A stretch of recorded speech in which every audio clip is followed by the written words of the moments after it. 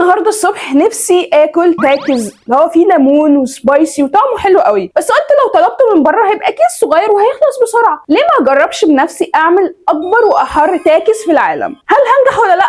مش عارفه، ده هنعرفه خلال الفيديو. بس قبل ما نبدا الفيديو ونشوف التجربه ما تنسوش تعملوا لايك وشير وسبسكرايب وتسيبوا كومنت حلو قوي زيكم، ويلا بينا نجرب. الصراحه انا في بالي مفيش حاجه معينه هي اللي هعمل بيها التاكز، بس كل اللي هعمله هاخد لفه سريعه في المطبخ وهجمع كل حاجه ينفع تتعمل بيها التاكز.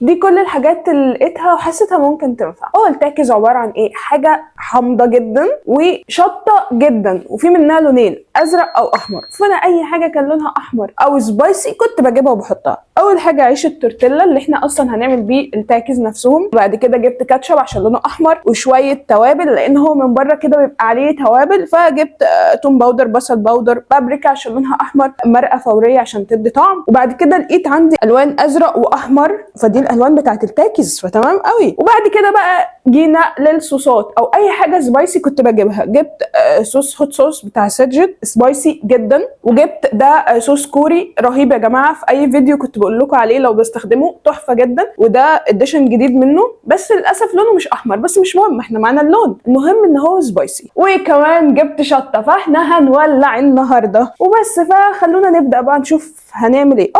تمام، جبت ليمون، ما هو ده الحاجه الحامضه اللي هتبقى في الموضوع كله، مفيش حاجه هنا صور في دول، فهو ده الليمون اللي هيقوم بالواجب. وجبت دي بقى عشان ايه؟ نلون التاكز. اول حاجه قبل ما ابدا اعمل اي حاجه هلبس جلوفز في ايدي. ليه؟ عشان الحاجات كلها سبايسي يا جماعه وفي الوان، فممكن ايدي تيجي في الشطه اجي اعمل كده انسى، انا بنسى اصلا، او ممكن ايدي تتصبغ من الالوان، فلا كده اضمن.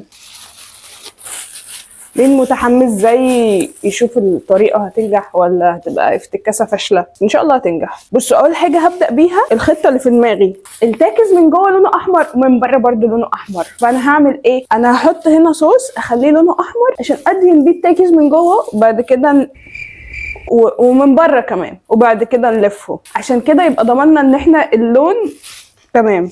وبعد كده بقى نمشي خطوات واحده واحده. اول حاجه هحط الكاتشب، ومش هحط كتير برضه عشان لو الوصفه فشلت ما بقاش اهدرت مال عام. واحط بقى من ده بقى كتير، ما هو اصلا سبايسي، حطه بقى كتير. وبعد كده نحط الصوص الكوري ده، لونه غريب كده، مش عارفه اللون ايه، اورنج غامق شويه. نقوم بالخلط، ميكس ميكس ميكس ميكس ميكس ميكس، بقى لونه اللي هو اللون الغريب ده. فاحنا هنعمل ايه؟ عشان كده احنا لقينا الالوان وقلنا نستخدمها، الحمد لله بقى ليها لازمه، يعني جبتها مره صورت بيها وبعد كده ما استخدمتهاش خالص. نحط بقى احمر عشان يبقى لونه احمر. ممكن كمان نحط بابريكا، ما هي البابريكا ايه؟ لونها احمر.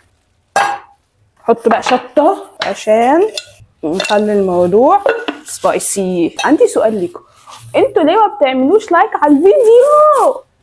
ليه مش بتتفاعلوا مع الفيديو يا جماعه؟ لازم تتفاعلوا مع الفيديو عشان اليوتيوب يعرف ان هو فيديو حلو، واحنا تشانل صغننه، فيبدا بقى ينشر لناس كتير. فانا دلوقتي هعمل هولد للفيديو، انزلوا اعملوا لايك وتعالوا بسرعه، عشان هدفنا ان احنا في الفيديو ده نوصل عدد المشاهدات نفس عدد اللايكات. فعشان نعمل كده ايه اللي هيحصل؟ طالما وصلت للحظه دي يبقى لازم تعمل لايك، مش لازم يعني، تكرما منك علينا تعمل لايك. فانا هولد الفيديو وانت انزل اعمل لايك، يلا.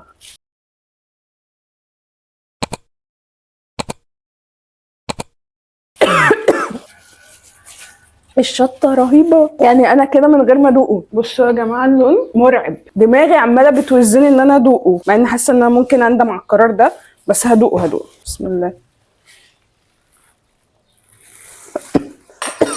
يا نهار ابيض، شطه قوي بس حلو قوي بجد. كويس ان انا دقته عشان ناسي احط الليمون، فلما دقته دماغي ترجمت ان هو لسه ناقص الليمون. عارفين كده لما دماغكم تبقى متسيستمه على حاجه وما تحصلش فتحسوا ان في ايرور؟ ده اللي حصل. انا في دماغي ان انا هدوق حاجه سبايسي صور في نفس الوقت. نعمل ليمونه كده كده كده كده كده، ندحرجها. بعد كده نقوم، انا بشرح لكم ايه، نعصر الليمونه يا جماعه عادي جدا. اعصر نصها وادوق، انا بحب اعذب نفسي يا جماعه. بصوا بقى دلوقتي هنعمل ايه. هنجيب واحده تورتيلا هنا، دي كده الجزء ده هو اللي هيبقى جوه، يعني انا في دماغي ان انا هلفه كده كده، ماشي. فدي اللي من جوه. هنجيب بقى من الصوص المميت ده نحطه هنا. طب ده احمر بس، انا الازرق هعمله ازاي؟ مش عارفه، فكر اعمل احمر بس. ريحته يا جماعه بجد مكحكحه قوي، بتخلي الواحد يكحكح. انا كنت شايفه ان انا ممكن اطلبها من بره اسهل واضمن كتير، بس انا بحب ايه، جلد الذات. بحب اجرب يا جماعه. هنخسر حاجه؟ مش هنخسر حاجه. خلي ده مبدأكم، نجرب طالما الموضوع مش ريسكي قوي، يعني ما فيهوش اللي هو خساره كبيره. عادي نجرب، مش يمكن تنجح ويمكن تفشل، ولو فشلنا مفيش حاجه يعني هنخسرها قوي. وعلى فكره يعني مش هنرمي الاكل، هناكله واحنا متضررين، عشان حرام نرمي اكل ده لو خسرنا. لكن لو الوصفه نجحت، شوفوا بقى المكاسب. هيبقى اصلا ممكن نعمل براند يبقى اكبر تاكس في العالم بجد، يبقى اسمه نسكوتيلا تاكس مثلا. هوفر فلوس ان انا اجيب التاكس من بره، هعمله في البيت. ولو ان انا عارفه ان انا هكسل اقعد اقف واقعد اعمل كده عشان اكله في الاخر في اقل من دقيقه. هل ارش عليه بقى بودر من جوه ولا اخليها من بره بس؟ بفكر اخليها من بره بس، عشان هو اصلا سبايسي، فممكن نخلي الكوت اللي بره بس هو اللي عليه شطه اكسترا. فبقى كل اللي هعمله ايه، ان انا هلف ده كده مش راضي يتلف، وادهن بقى. بس ممكن ندهن الصراحه من غير ضمير قوي في الحته دي، نتخلى عن الضمير شويه. ليه بقى؟ لان احنا كده كده بصوا هتتقفل عليه، فمش باينه. اللي هتبان الصراحه الحتت دي كده. تدهن بقى كده بقى الضمير بقى صحيه دلوقتي. خلاص احنا نيمناه اللفات اللي فاتت، نصحي الضمير دلوقتي وندهن كويس. هو انا لسه هعمل واحده تانية بالطريقه دي ولا اعمل واحده واحمد ان شاء الله ما ياخدش باله من الفيديو؟ الحمد لله يا جماعه لبست جلافز عشان بصوا البصمات دي، كان كل الالوان دي هتبقى في ايدي، والشطه هتبقى في عيني عشان بحط ايدي على عيني كتير، وده غلط يا صحابي يا صغننين، غلط نحط ايدينا على عينين. لازم نبقى غاسلين ايدينا كويس. الحمد لله خلصنا من اول خطوه، ان احنا نلف التاكيز وندهنهم. دلوقتي في قدامنا تو اوبشنز، ان احنا نقليهم عشان يبقوا كريسبي او ندخلهم الفرن. انا بقول اخليك هيلسي وندخلهم الفرن. انا مش عارفه ايه الهيلسي في الموضوع ده، ولما يبقوا كريسبي هنطلعهم ونيجي بقى نكمل الخطوه الثالثه. طب احنا ممكن نستفاد بالوقت وهو بيتقرمش في الفرن، نعمل التوابل اللي هي هتتحط من بره عليه. فدي احنا عايزينها كلها حاجات جافه. احط طبعا شطه، احط معلقه كبيره، معلقه ونص بصل باودر. زي ما قلت لكم مش عارفه ايه التوابل اللي بتبقى من عليه بره، بس انا حاسه الحاجات دي هتبقى طعمها حلو. فاحط بصل باودر كده، توم باودر،